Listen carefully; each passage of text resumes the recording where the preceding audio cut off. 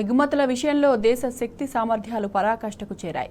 ఆహారోత్పత్తుల ఎగుమతిలో దేశాన్ని నెంబర్ 1గా ఉంచుతామన్న మోదీ సర్కార్ నిత్యావసరాల దిగుమతికి ఇతర దేశాల వైపు చూడాల్సిన పరిస్థితి తెచ్చిపెట్టింది.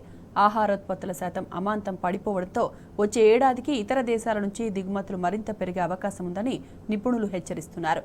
ఎగుమతులు తగ్గి దిగుమతులు పెరగడం వల్ల దేశ ఆర్థిక పరిస్థితి మరింత దిగజారే ప్రమాదం ఉందని విశ్లేషకులు అంచనా వేస్తున్నారు.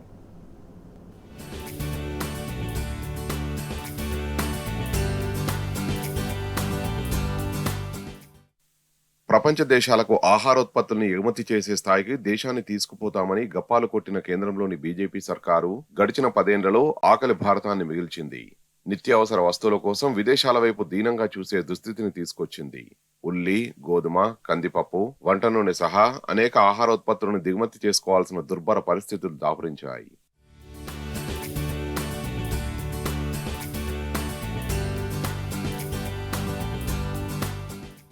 చక్కెర ఉత్పత్తిలో ప్రపంచంలోనే 2వ స్థానంలో ఉన్న భారత్ ఇప్పుడు అదే చక్కెర కోసం విదేశాలపై ఆధారపడాల్సిన పరిస్థితి దాపురించింది. వర్షాభావ పరిస్థితులు, ఎల్నినో ప్రభావం విరసి మహారాష్ట్ర, కర్ణాటక, ఉత్తరప్రదేశ్లో ఈ ఏడాది చెరుకు పంట దిగుబడి భారీగా తగ్గినట్టు పారిశ్రామిక వర్గాలు తెలుపుతున్నాయి. కిందటేడాదితో పోలిస్తే పంట దిగుబడి 12% తగ్గినట్లు రైతులు చెబుతున్నారు. వచ్చే ఆర్థిక సంవత్సరం ఉత్పత్తిలో క్షీణత మరింత పెరగొచ్చని అంచనాతో ఉన్నారు. దీంతో 7 ఏళ్లలో తొలిసారిగా చక్కెర ఎగుమతులపై ఇటీవల నిషేధం విధించిన కేంద్ర ప్రభుత్వం ఆంక్షలను అలాగే కొనసాగించే యోచనలో ఉన్నది. రానున్న పండుగ సీజన్లో చక్కెర కొరత రాకుండా ఉండేందుకు బ్రెజిల్ నుంచి చక్కెరను దిగుమతి చేసుకోవడానికి సంప్రదింపులు కూడా మొదలుపెట్టినట్టు సంబంధిత వర్గాలు తెలిపాయి. కాగా కేంద్ర సర్కారుకు ముందు చూపు లేకపోవడంతోనే దేశంలో చక్కెర కొరత ఏర్పడిందని ప్రతిపక్షాలు మండిపడుతున్నాయి.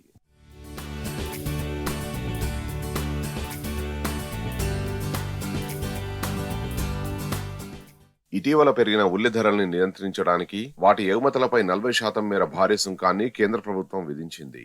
గత జూన్లో టమాటా ధరలు బగ్గుమన్నాయి. దీంతో టమాటా ధరలకు కళ్లెం వేయలేకపోయిన కేంద్రం చివరకు నేపాల్ను ఆశ్రయించింది. దిగుమతులకు తలుపులు బార్లా తెరిచింది. ఇక గోధుమ ధరలను నియంత్రించడానికి రష్యా సాయం తీసుకుంటున్నది. 2017 తర్వాత భారత్ గోధుమల్ని దిగుమతి చేసుకోవడం ఇదే మొదటిసారి. దేశంలో కందిపప్పు కొరత అంతకంతకు పెరుగుతున్నది. కిలో $200 దాటిన పప్పు ధరను చూసి సామాన్యులు లబోదిబోమంటున్నారు. దీంతో ధరలను అదుపు చేయడానికి తూర్పు ఆఫ్రికా దేశం మొజాంబిక్, మయన్మార్ నుంచి టన్నుల కొద్దీ కందిపప్పును భారత్ దిగుమతి చేసుకుంటున్నది. వంట నూనె కోసం ఇండోనేషియా మీద ఆధారపడుతున్నది.